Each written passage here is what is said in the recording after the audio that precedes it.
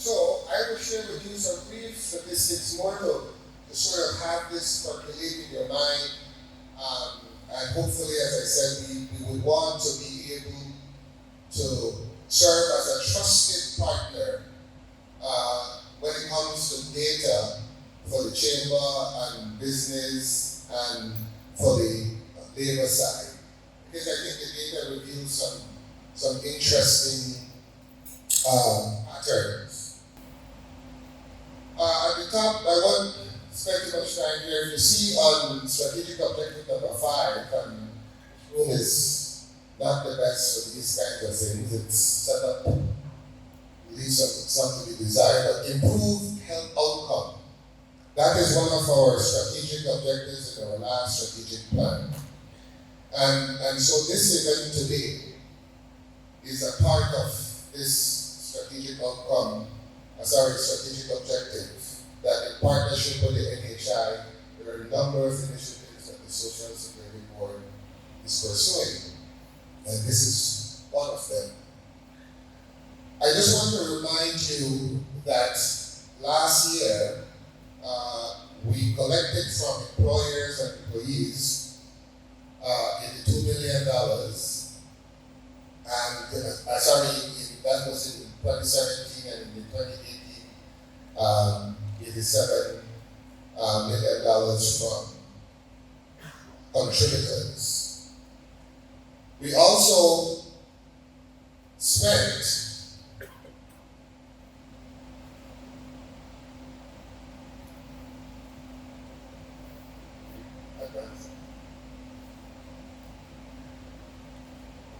$74 million in benefits.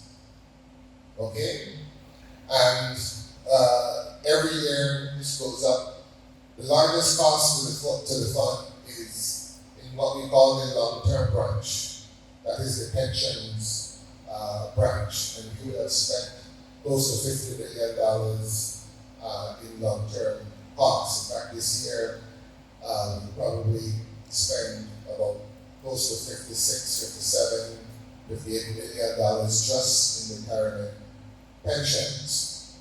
But we're here today to talk about the employment injury part.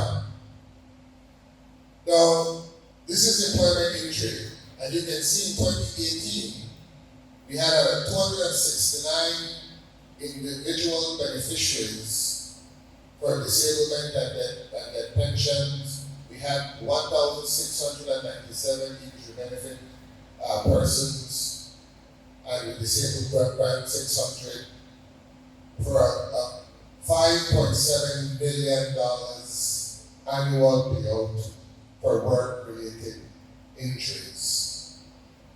And that figure had gone up by a couple $100,000 from 2017. Ladies and gentlemen, this figure is by far the largest expenditure on work-related injury in the entire region. When we look at all of the Caribbean social security systems, none of them pay this amount of money for work-related injuries. Do the math. Over 10 years, at 2018 levels, the fund would be expending $57 million and counting. And as you'll see, when somebody gets injured, depending on the type of injury, and usually with the worst of all of the injuries, which is the loss of a worker, of a family person who has a survivor, then the fund incurs that cost until that survivor passes away. Again, that is why the fund exists. But for anybody who is collecting a disability or collecting some kind of benefit from Social Security, if they're unable to work, many of them will tell you that what they're paying is not enough for them to have a decent quality of life. Because what you are paid is indexed to what you contribute. And we only insure a very small portion of your salary. We don't insure your whole salary. Okay, so before we had the changes to the legislation, the maximum amount of your salary we insured was $320. Even if you were making $1,000 in a week, we only insure $320. And we would then pay you 80% of the $320 for a week, which means you only would be getting $256 a week. So if you are making $1,000 a week, where does the $750 come from? If you have a serious disability and you're unable to work, and if you were living on $1,000 a week, imagine what that would do to your quality of life. And that is why we're saying we need to focus on this conversation to advance the OSH legislation between employers and employees in a way that is fair to both sides. Okay? I'll show you a couple of slides just to show you some data. This is the number of employment injury claims we've received over the last 12 years. And you'll see that in each year, in fact, we almost always overwrite around about 2,000 employment injury claims per year. The question then is, how many of these claims are preventable? Is it 10%, 20%, 40%, 50%?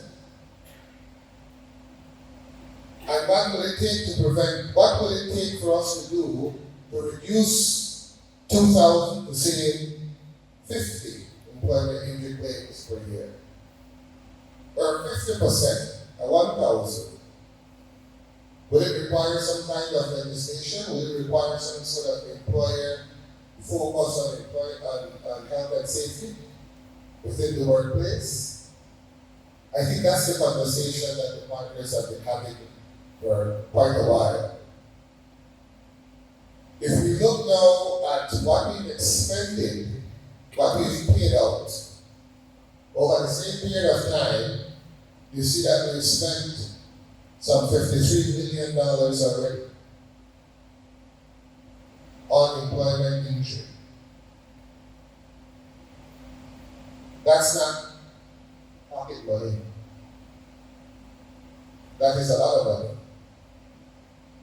And when we came out over the last 2 years to make the case that we needed to come back to you and ask you to pay a little bit more to protect the sustainability of the fund, the truth is that nobody wants to pay more. Employers don't want to pay more, and employees don't want to pay more. But I put this to you, that if we were able to have a conversation and get some kind of legislation and get employers and employees to focus on health and safety,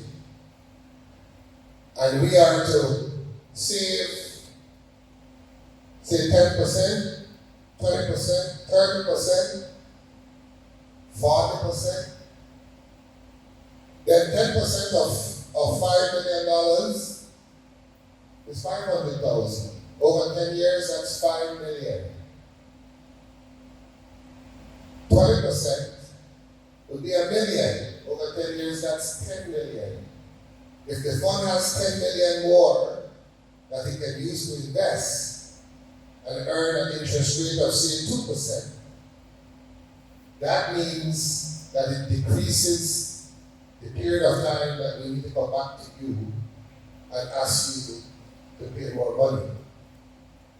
And so the point I'm trying to make here is that the conversation regarding employment injury also has serious financial implications for your Social Security fund.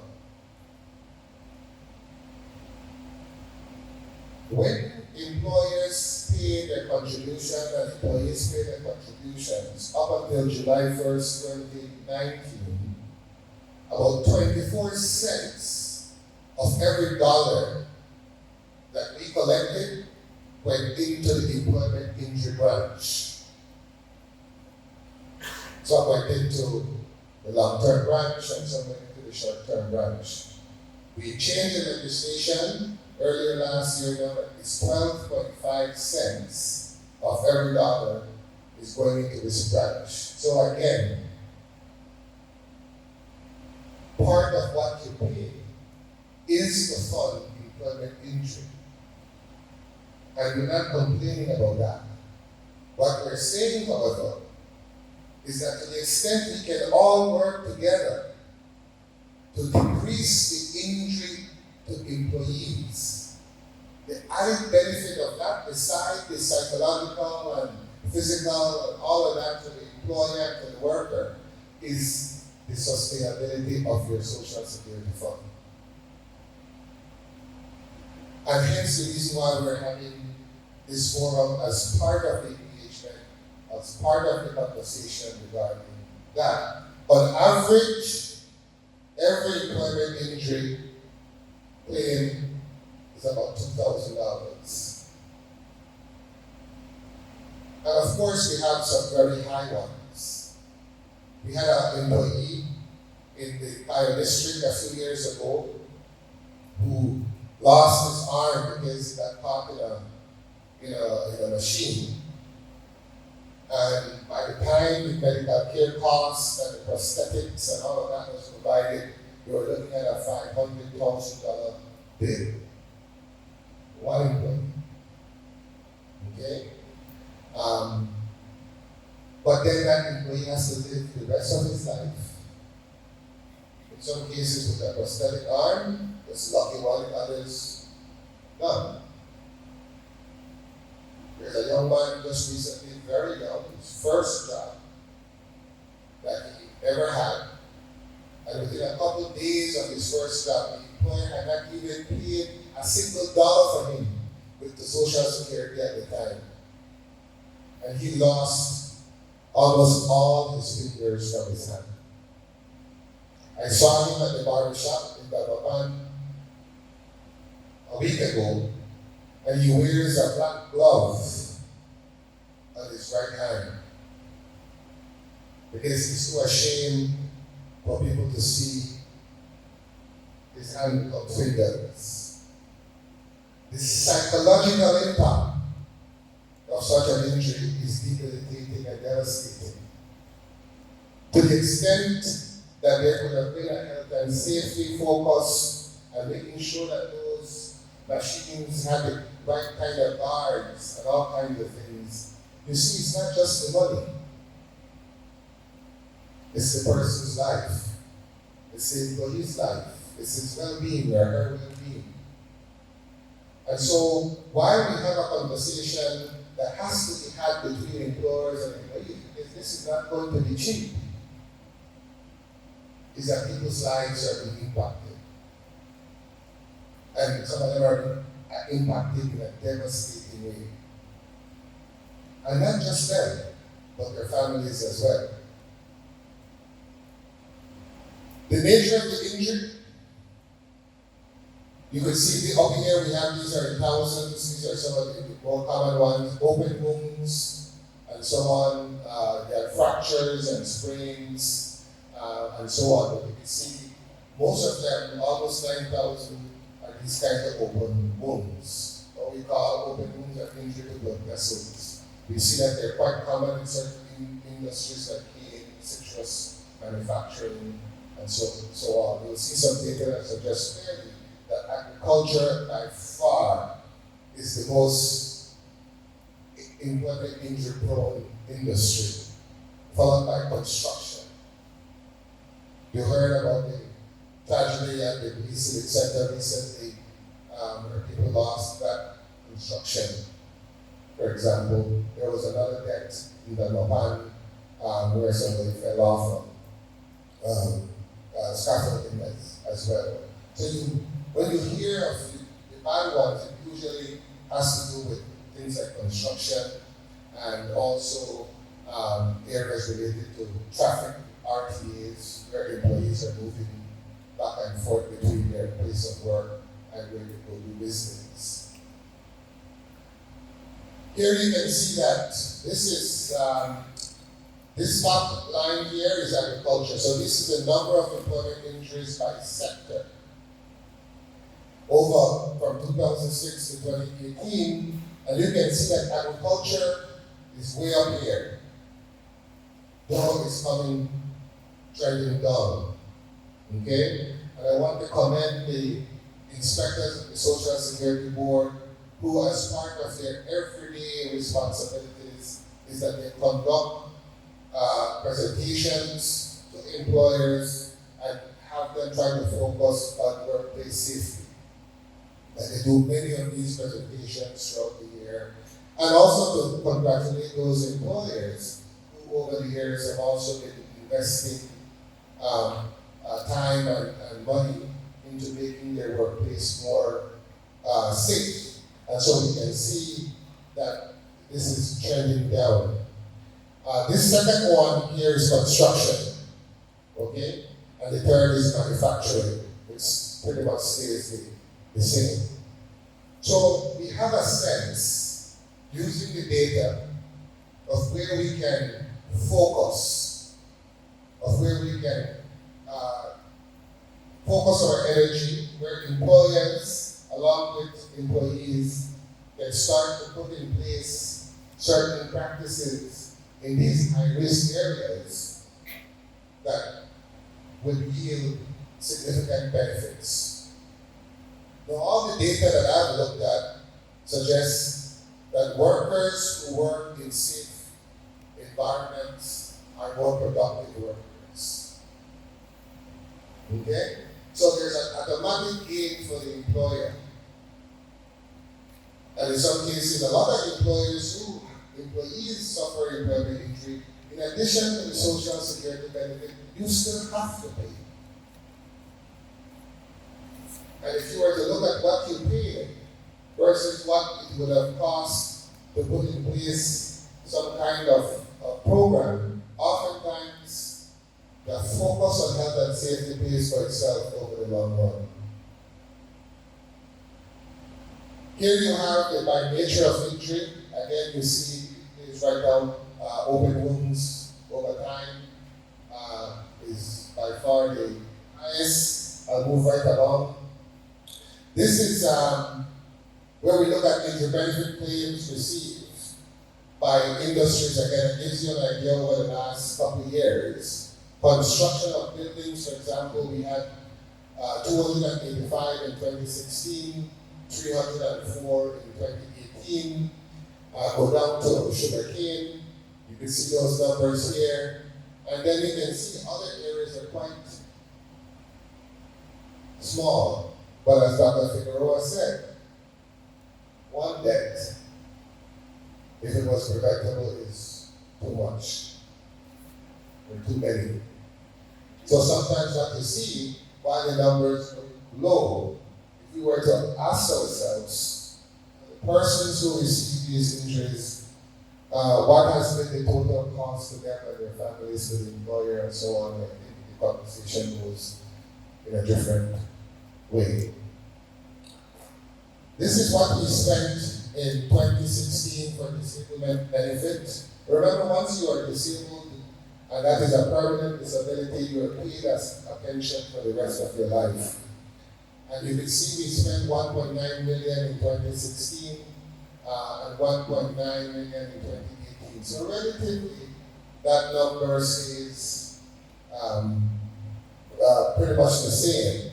And that is made up from these two things. But there's also a death benefit that is paid at the end. This one is interesting, because what this shows you is the injury benefit claims in agriculture over this 2016 to 2018 over the year, the course of the year. And what you see is that there is general agreement that there are seasons of about when employment injury are more common. So you can see there seems to be a spike around February, March. It drops down in April, May, June, jumps back up, and then kind of stays down here again, and then it starts to get up. Any thoughts as to why that might happen? Harvesting seasons, right? And what we also notice is that at the end of the seasons, we also have a little spike. Why might that happen?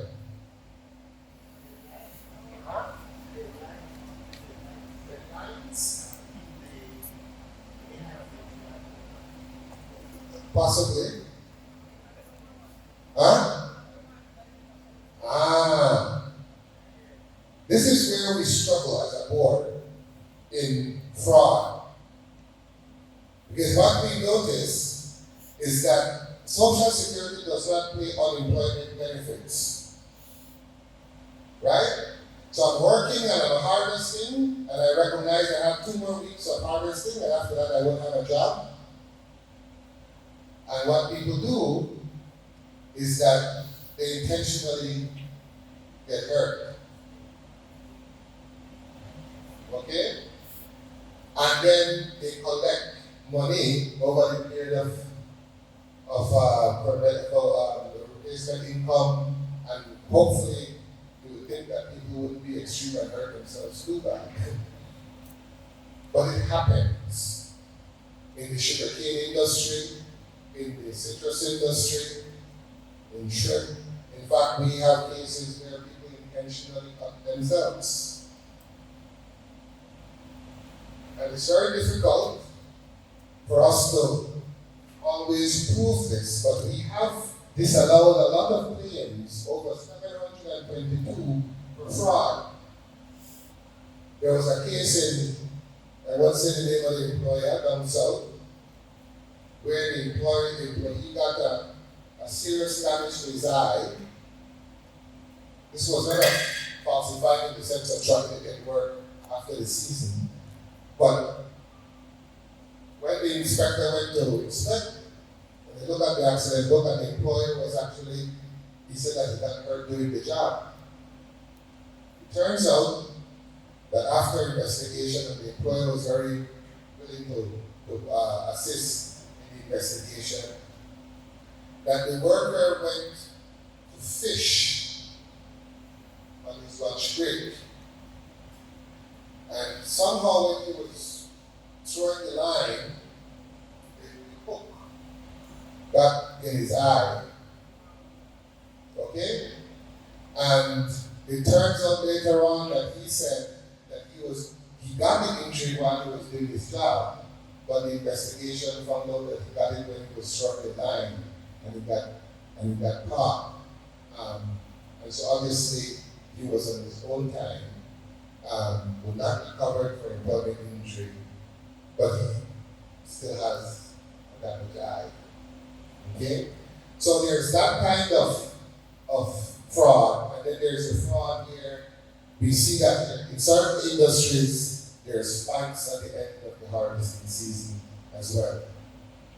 Now, so the employment, I don't know how many of you know this, but the employment injury benefit is the only benefit at Social Security that you qualify for, even if you have not paid a single dollar into Social Security, but you got hurt on that first day of your job. So, meaning if Ramon hired me today, I've never worked before in my life, and on that first day, a tree falls on me, or I cut myself with a chainsaw, whatever that injury is, Social Security pays, even though you have not contributed. We pay for medical care costs, we pay replacement income costs. That opens up yet another avenue for fraud. Why? Because if persons are able to convince somebody to be their employer, even if they were not employed, I get hurt, and I go to Ramon, why? I get hurt, but I need you for being an employer. I said that you hired me to work for you. And unless the inspectors can find collusion, I was Ramon's employee. He did not yet get a chance to register me at Social Security, and then we would pay. That is legislation.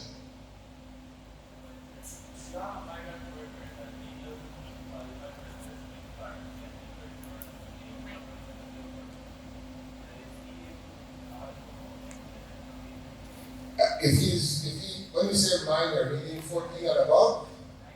Oh, migrant, sorry. Yes. Migrant workers who are registered or who is employed. Normally what we do, if the process work according to how it's set up, the migrant worker should not be working without him being registered. But the worker just recently came to the country and he has to do all the document for what his visa for his work permit. And he will not be able to get registered until he gets his visa for the work permit to start the process.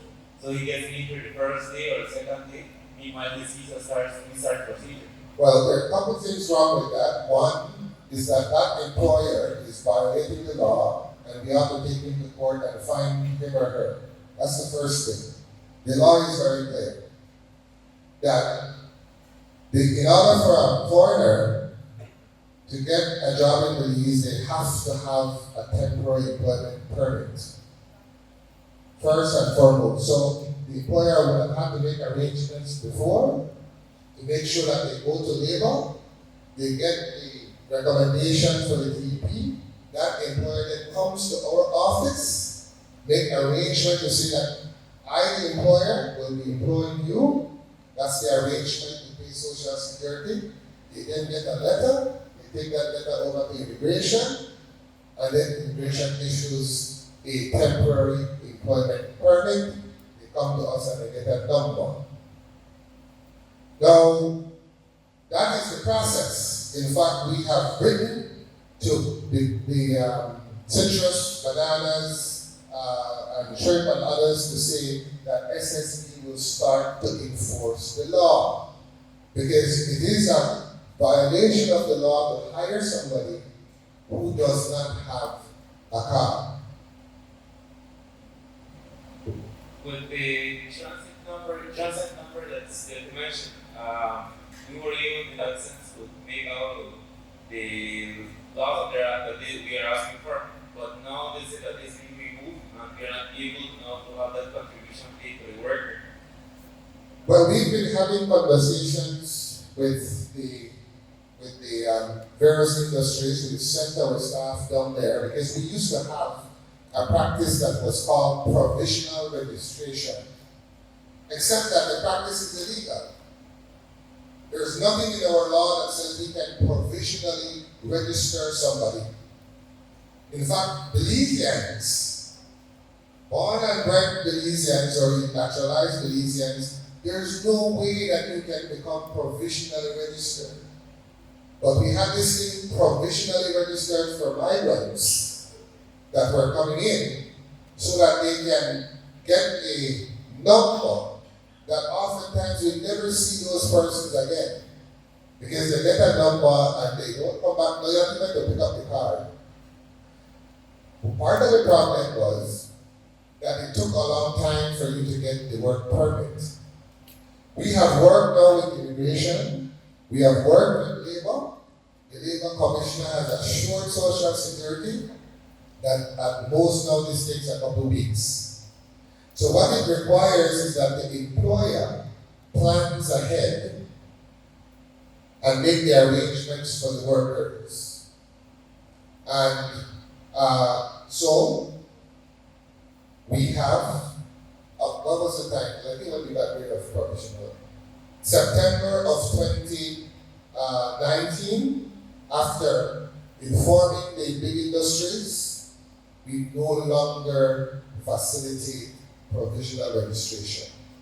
Okay? And so far, many of the employers have complied, and we don't have the issue of these provisional anymore. And part of it is, as I said, that is not going to come back because it's not in the legislation. In that sense, like you mentioned at this time that you were working along with the immigration officer, and theoretically it may be 1 week, 2 weeks, but in the real condition we are having the 3 to 4 months. We are having workers at this time that we are covering 100%. Indeed, we have an entry of the worker in the farm. Although we are giving a lot of training, we have occupational health personnel from Costa Rica coming to our farm and doing a lot of trainings. But today's issue, having 3 to 4 months, we cannot have our farms working without workers. And although we want to ensure to have more visitors, but the labor force in our farms for visitors is really scarce. I understand that, and I would encourage you to go and see labor, because that is not, we get now a list of all of the TEPs that is sent to labor, and then we send our inspectors to make sure that those persons are working and that we are paying. And so I would encourage you to go to labor, because the whole intent, in fact, the labor commissioner assured us that it's very efficient now. And as I said, some of the farms down south from Independence and Riga that deals with citrus and so on, it seems to be working. However, as part of this conversation, we've also written the employers, the big ones down south. I'm not sure which business you represent, but our inspectors will be going to you, checking to make sure your workers are registered, and if not, they will find you under the legislation. And then assess you for compliance for those contributions. Right? So we understand, and that is why I think for a while we've done this very carefully. We've partnered with the large employers and labor and immigration to ensure that we are following our own law. Right? And as I said, if that experience is what it is, I would make an appointment with labor so that they can address it. Because now you will find out that you have to come to us. You go to labor first, they send you to Social Security to make arrangements, they give you a letter, and then you take that to immigration. That's the only way you're going to get that stamp in the passport. So we can talk offline a little bit more about that. I just want to finish because we're running out of time. This is in just sugar cane. Okay, the same type of pattern you see from January to about June, relatively high number of claims, and then it plummets down in August, stays pretty flat, and then jumps up again. Let's look at citrus. Citrus, you can see there, it comes up, drops, comes up, goes up. So it's kind of all over the place, right? This is employment entry for short-term benefits. You can see in 2018, we spent 2.3 million, 2.4 million, 2.5 million in 2016. Again, this is for the various term benefits we pay to those workers. Here you can see the medical care costs, oftentimes quite 1,746, and then you have permanent incapacity, 226 persons. And so what's interesting in this slide is in 2018 it's 1,746 versus 1,842, going down, but the number of permanent incapacity cases are going up. You were here down at 132, but in 2018 it's 226. Permanent incapacity. So if we were to take 226 persons times the number of family members that are dependent on that person, you will start to get a scale of the impact that we're having on persons' individual lives. Okay? So sometimes The numbers can be low, but the types of injuries can be great or severe. I'm almost done. A quick slide, we're not going to go through all of this. Here's a case of a mechanic worker who died from a vessel that he fell overboard. They have children, a 10-year-old, 1-month-old child. This is his benefit paid. And in the next 10 years, we will pay over $100,000 in survivor's pension to that family. The children will be covered until they're 21 if they stay in school, and the wife will be paid until she dies or she remarries. Okay? And so if we look at what the age of the wife was, we will pay her on average until she turns about 83. Okay? Because women live longer than men, and once you reach the age of 60, women will live on average until they're 83, and men on average until they're 79. They live 19 years after 60 on average. Okay? So the point I'm making here is that Social Security's liability for employment injury that results in death extends to survivors and children. But you'll find that what they're paid is really not sufficient. Not that we don't want to pay more, we can't pay more because the law restricts us what we can pay. And remember, what you pay, your benefits are indexed to that. Okay? So, to end, the OSH legislation that certainly positively impact the fund, reduce DI, morbidity, mortality, and all of the other impact that Dr. Figueroa spoke about in terms of quality of life and so on. So we really hope that we can be a part of the conversation to advance the completion of the OSH legislation. And I just want to show you a case that we pulled from the internet. There's a farm that has 60 employees in Louisiana. They adopted a OSH safety and health program, and they have had not a single injury since 2015. In 2014, they were spending about $262,000 a year because of work-related injury, and in 2017 and 2018, they're spending $0. Okay? So investing in health and safety, where workplace safety can pay for itself, is the point I'm trying to make. And lastly, the EI impacts workers, employers, family, and your fund.